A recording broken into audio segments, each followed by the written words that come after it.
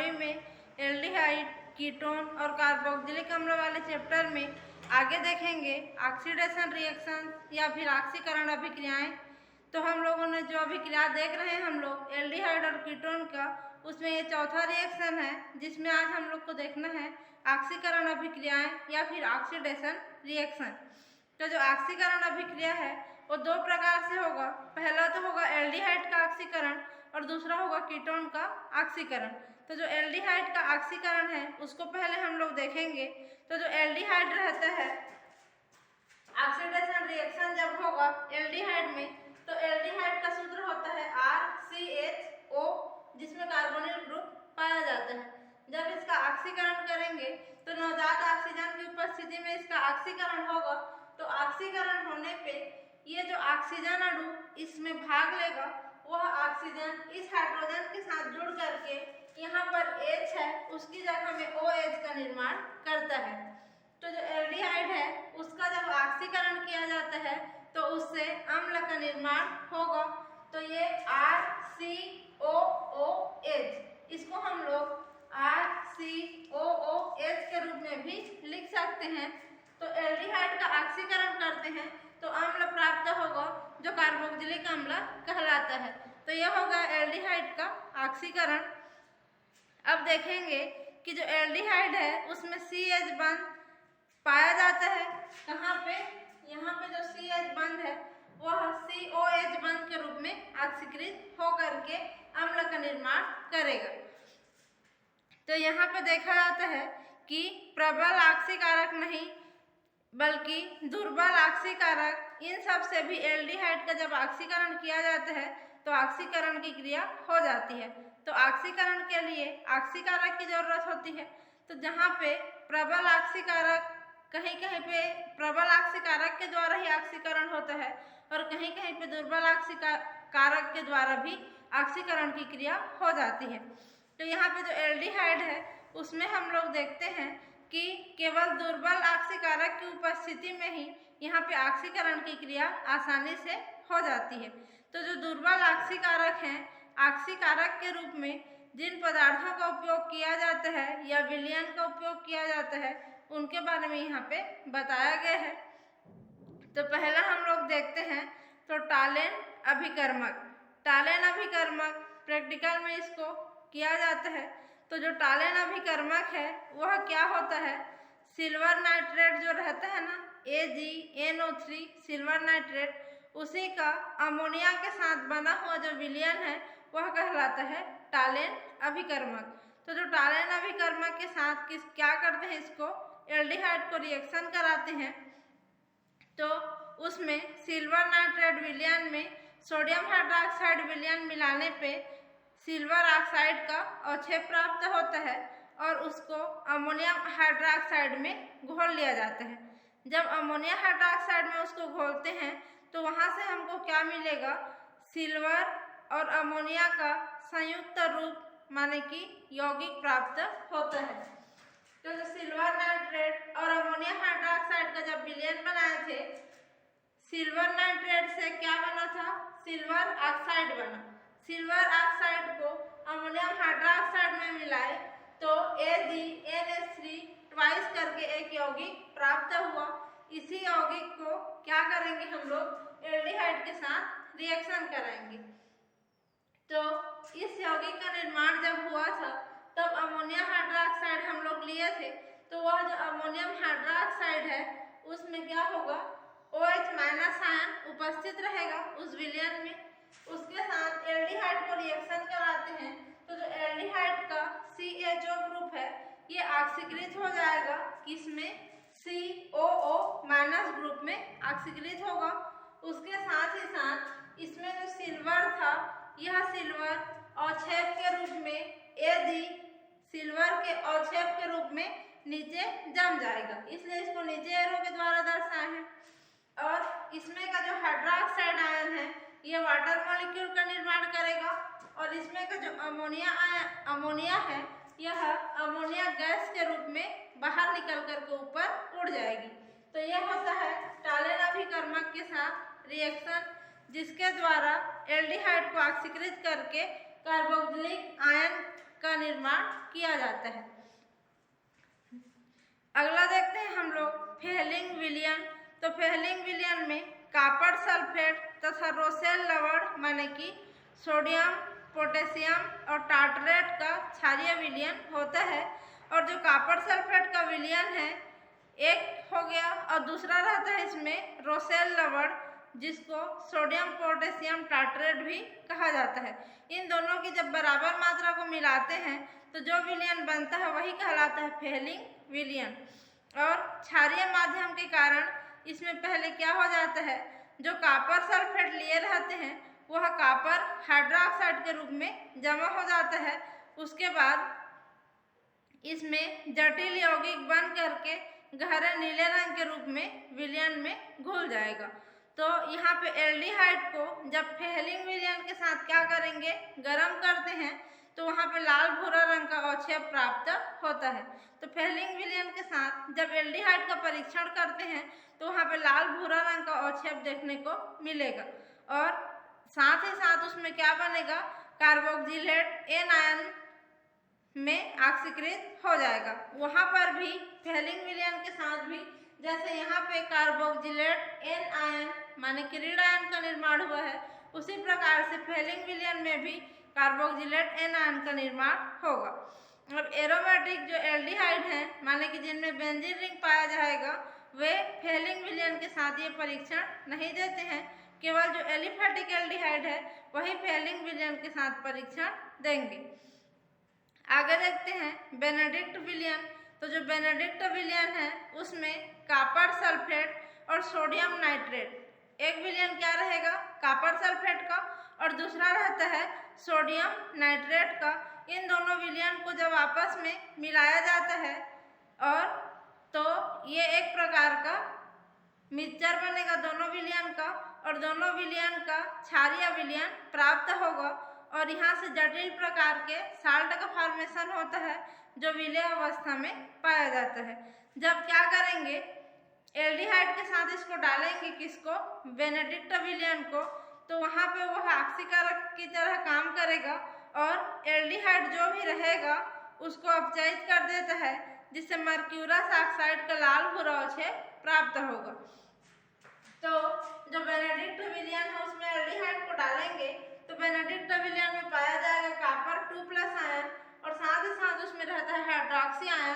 तो ये सब आपस में रिएक्शन करते हैं और यहाँ पे RCOO- माने कि कार्बोक्जिलेट एन आयन का निर्माण होगा और कॉपर जो 2+ आयन के रूप में था ये अपचयित होकर के Cu+ माने कि 1+ आयन के रूप में आ जाता है और ये जो हाइड्रोक्सी ग्रुप है ये H2O का निर्माण करेगा।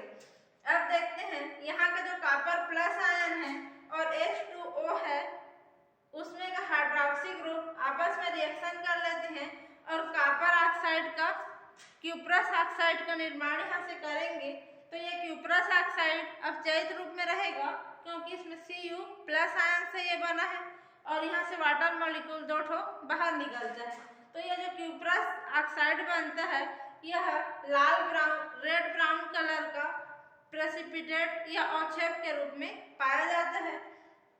तो इसको लाल ब्राउन या लाल भूरा अवक्षेप यहाँ पे देखने को मिलेगा एल्डिहाइड के साथ बेनेडिक्ट विलयन के रिएक्शन से। तो यह हो गया ऑक्सीकरण करने का, एल्डिहाइड का ऑक्सीकरण। अब उसके बाद आगे हम लोग देखते हैं कीटोनों का ऑक्सीकरण। तो जो कीटोन का ऑक्सीकरण है उसमें जब कीटोन को ऑक्सीकरण कराया जाता है तो यहाँ पे कार्बोक्जिलिक समूह के साथ जुड़ा हुआ हाइड्रोजन नहीं पाया जाता है, क्योंकि जब हम लोग कीटोन देखेंगे तो कीटोन के स्ट्रक्चर में इस प्रकार से रहता है R+C+O। यह है कीटोन का सूत्र। तो इसमें इस कार्बोक्जिलिक ग्रुप के साथ एक भी हाइड्रोजन नहीं पाया जाता है, जिसके कारण जब इसमें ऑक्सीकरण की क्रिया होती है तो वहाँ पे कार्बन कार्बन बंध टूट जाता है। जो कार्बन और कार्बन के बीच बंध पाया जाता है वह टूट जाता है, जिसके कारण यहाँ पे दुर्बल ऑक्सीकारक जैसे अभी 3 ठो देखे ना, टालेन अभिकर्मक, फेलिन विलयन और बेनेडिक्ट विलयन, इन तीनों की सहायता से कीटोन का अपचयन नहीं किया जा सकता। क्योंकि यहाँ पे कार्बोनिल ग्रुप में हाइड्रोजन एब्सेंट रहता है। तो यहाँ पे प्रबल प्रकार के ऑक्सीकारक जैसे कि पोटेशियम परमैंगनेट, KMnO4 और पोटेशियम डाइक्रोमेट के साथ सल्फ्यूरिक एसिड को लेकर के इसमें ऑक्सीकरण की क्रिया कराई जाती है। तो ये है RC≡OR, ये एक कीटोन है। जब इसका ऑक्सीकरण होता है तो क्या बनेगा, यहाँ का जो कार्बन कार्बन बंध रहता है ये वाला टूटता है और RCOOH एक यहाँ पे अम्ल बनता है और इस R से दूसरे प्रकार का R-COOH का निर्माण होगा। तो जो कीटोन रहता है इसका दोनों एल्किल ग्रुप अम्ल का निर्माण करता है और यहाँ पे ऑक्सीकरण की क्रिया पाई जाती है। तो ये हो गया जब सममित प्रकार का कीटोन रहेगा तो इस प्रकार से कार्बोक्सिलिक अम्ल बनेगा, और जब असम्मित या फिर मिश्रित कीटोन लिया जाता है जिसमें दोनों एल्किल ग्रुप अलग अलग रहेंगे तो वहाँ पे छोटे समूह वाला जो एल्किल ग्रुप रहता है उसके साथ क्या बनेगा, ऑक्सीकरण की क्रिया होगी। और इस नियम को क्या कहलाते हैं, पोप-आप नियम कहा जाता है, क्योंकि असम्मित कीटोन में हमेशा ऑक्सीकरण किसका होगा, छोटे वाले एल्किल ग्रुप का ऑक्सीकरण होता है और बड़ा वाला एल्किल ग्रुप उसके बाद में ऑक्सीकरण होगा। तो इस नियम को पोप-आप नियम भी कहा जाता है। उसके बाद आगे हम लोग देखते हैं हेलोफॉर्म अभिक्रिया। तो जो हेलोफॉर्म अभिक्रिया है उसमें किसी भी कीटोन को जब ब्रोमीन के साथ क्या करेंगे, ब्रोमीन और सोडियम हाइड्रोक्साइड के साथ रिएक्शन कराते हैं तो वहाँ पे ब्रोमोफॉर्म का निर्माण होगा। तो वहाँ से देखते हैं कि ये जो अभिक्रिया है वह ब्रोमोफॉर्म अभिक्रिया कहलाएगी, लेकिन जब ब्रोमीन की जगह पे कोई सा भी हैलोजन लेंगे तो वह क्रिया क्या कहलाती है, हेलोफॉर्म अभिक्रिया कहलाती है। तो यहाँ पे हम लोग ब्रोमीन का क्षारीय विलयन लेते हैं, माने कि सोडियम हाइपोब्रोमाइड का उपयोग किया जाता है।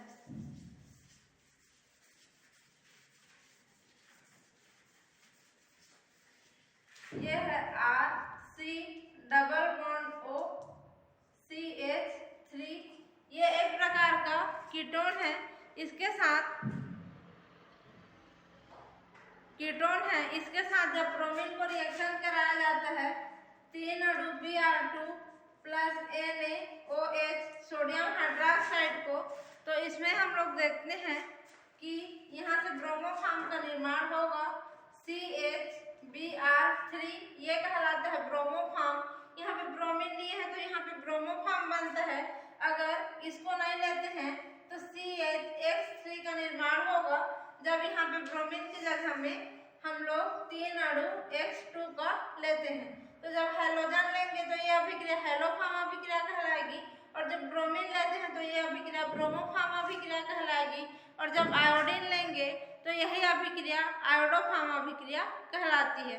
तो इसके बारे में पहले भी एक बार हम लोग पढ़े थे, जहाँ पे आयोडीन के एक अणु को ही लेते हैं और एल्डिहाइड के साथ इसको एसिटाल्डिहाइड के साथ रिएक्शन कराते हैं, जहाँ पे आयोडोफॉर्म प्राप्त होता है। आयोडोफॉर्म का सूत्र हो जाएगा CHI3, जो एसिटाल्डिहाइड और आयोडीन की NaOH की उपस्थिति में रिएक्शन कराने पे प्राप्त होगा। तो ये हो गया ऑक्सीकरण रिएक्शन यहाँ पे कंप्लीट। उसके बाद आगे हम लोग देखते हैं रिडक्शन अभिक्रियाएं या फिर अपचयन अभिक्रियाएं।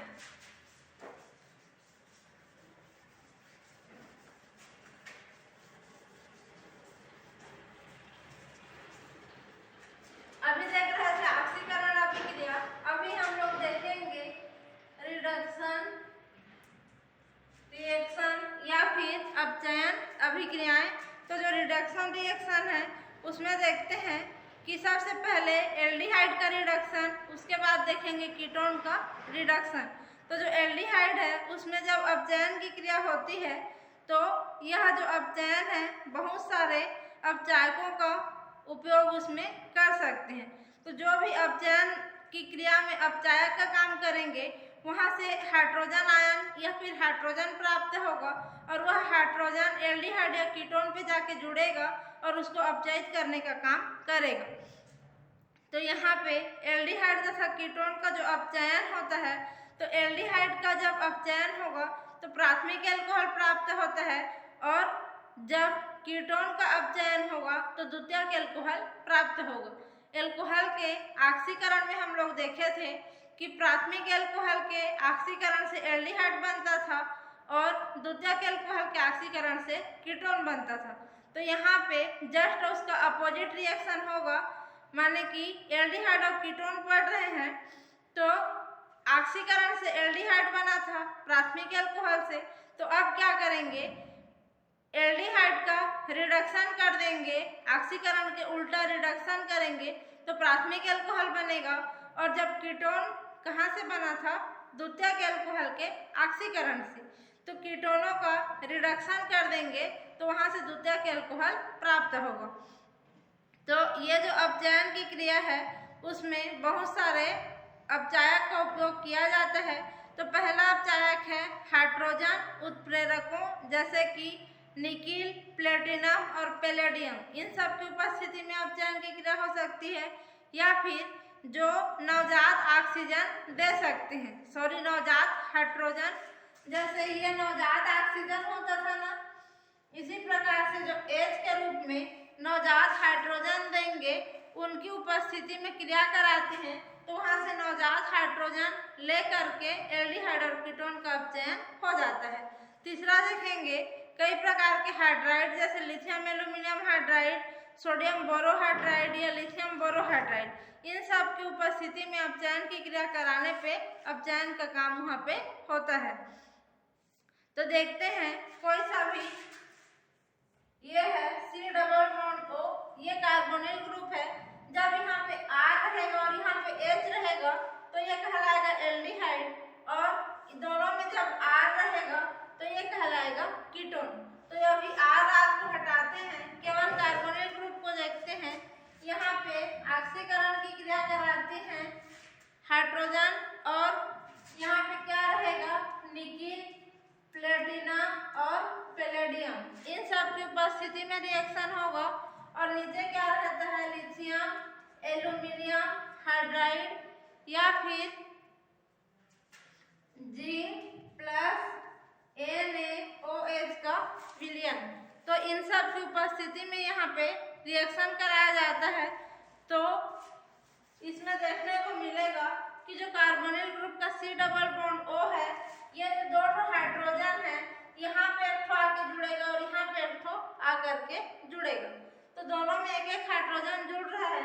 तो यहाँ का जो डबल बंध है एकल बंध में परिवर्तित हो जाता है, तो यहाँ पे बन जाएगा CHOH का निर्माण हो जाएगा। तो इस प्रकार से इसमें अपचयन की क्रिया पाई जाती है कार्बोनिल ग्रुप में। जब हम लोग एसीटोन पे अपचयन देखेंगे तो CH3 C double bond O, ये है एसीटोन है, कीटोन है। इसका जब H2 की उपस्थिति में रिएक्शन कराते हैं तो यहाँ से क्या बन जाएगा, CH3 ये सेम है, इस C के पास क्या आ जाएगा, CH आ जाएगा, यहाँ पे एक हाइड्रोजन जुड़ेगा और यहाँ पे एक हाइड्रोजन जुड़ेगा तो ये OH के रूप में आएगा। तो CH3 CHOH ऐसा बनेगा।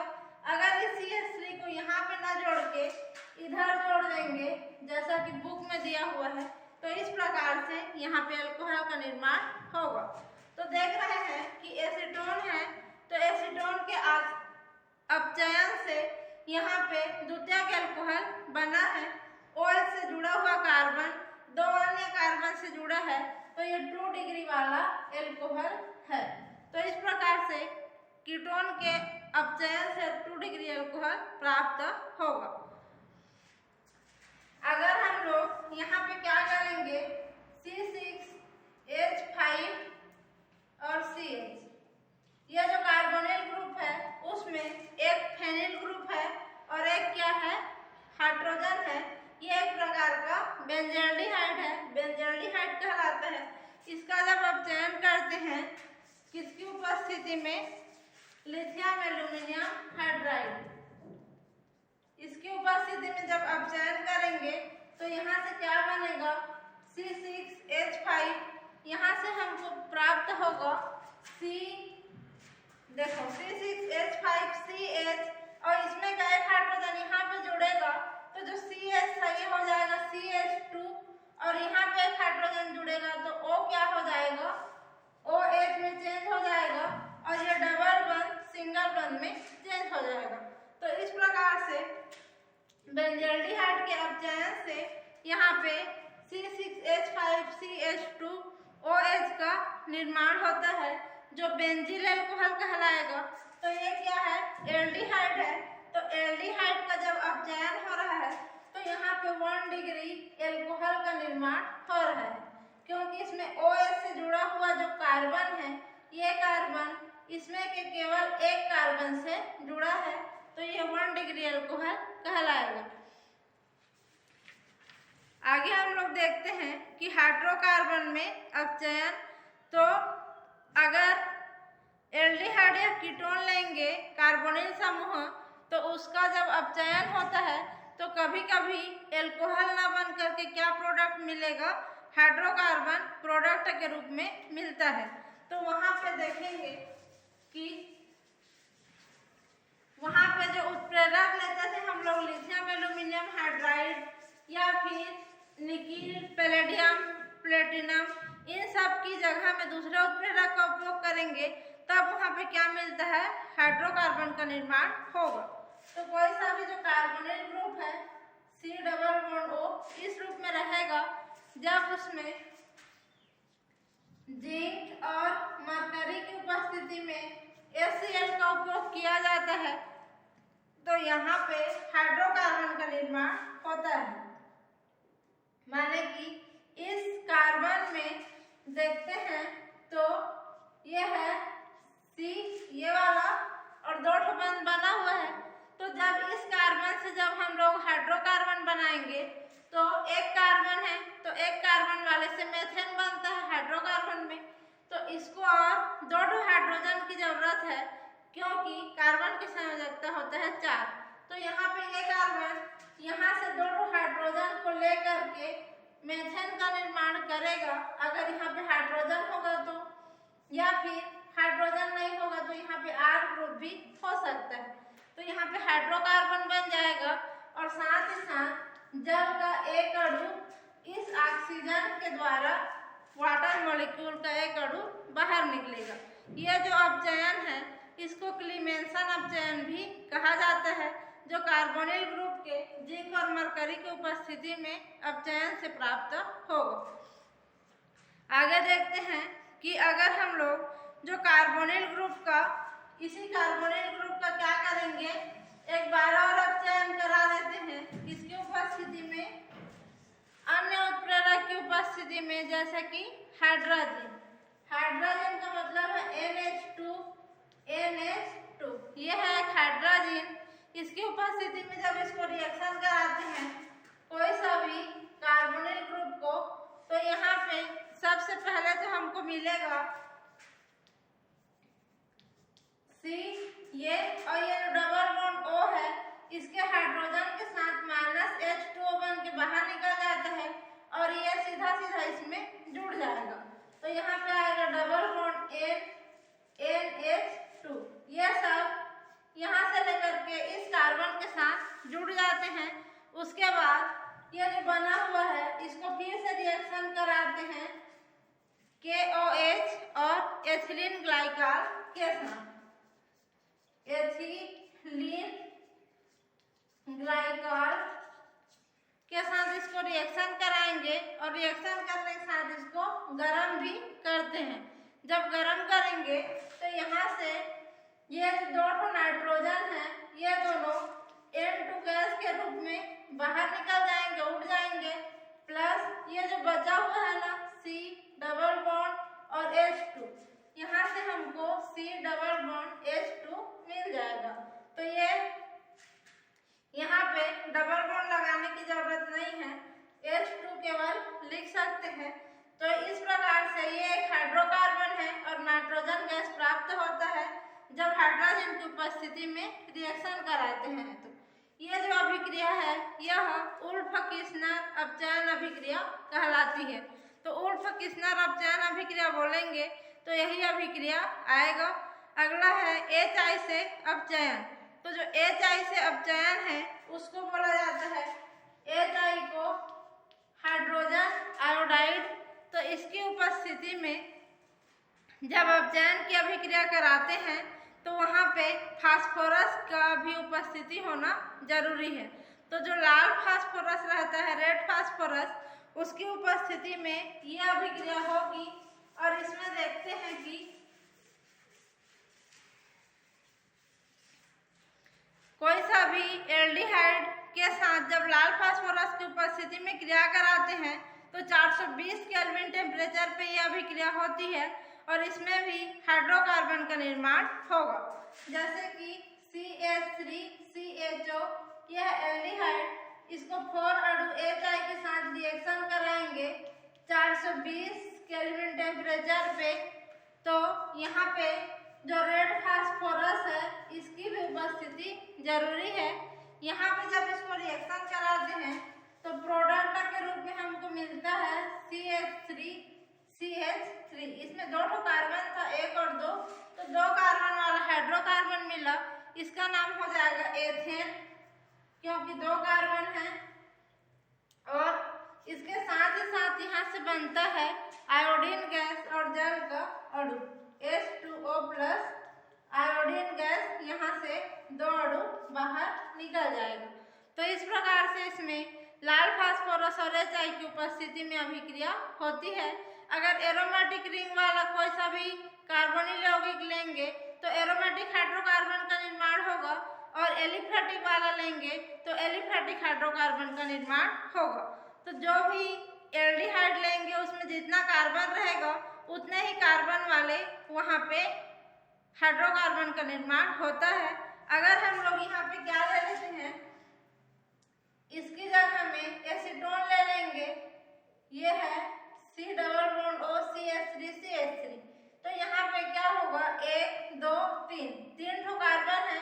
तो यहाँ पे जो एथेन बना है इसकी जगह में CH3 CH2 CH3। एथेन की जगह में क्या मिलेगा हम लोगों को, प्रोपेन का निर्माण हो जाएगा। तो एल्डिहाइड और कीटोन के अपचयन लाल फास्फोरस से होने पे हाइड्रोकार्बन और संतृप्त हाइड्रोकार्बन ही यहाँ पे बनता है। तो यह हो गया अपचयन अभिक्रिया। इसके बाद आगे देखेंगे विविध अभिक्रियाओं के बारे में, तो इसको अभी नहीं अगली क्लास में देखेंगे। अभी के लिए बस यहीं तक।